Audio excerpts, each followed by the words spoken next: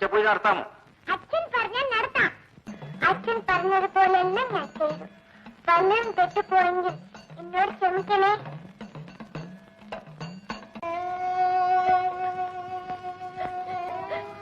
ഒന്നില്ല കണ്ണ, അച്ഛൻ പൂജയ്ക്കുമ്പോൾ എന്നെ ഉണ്ണാറുണ്ടല്ലോ.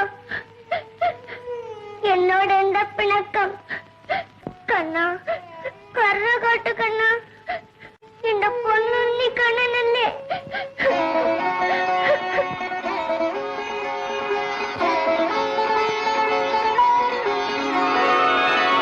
നിവേദ്യച്ചോറും പായസവും മുഴുവനും നടയടച്ച് അകത്തിരുന്നുണ്ടോ?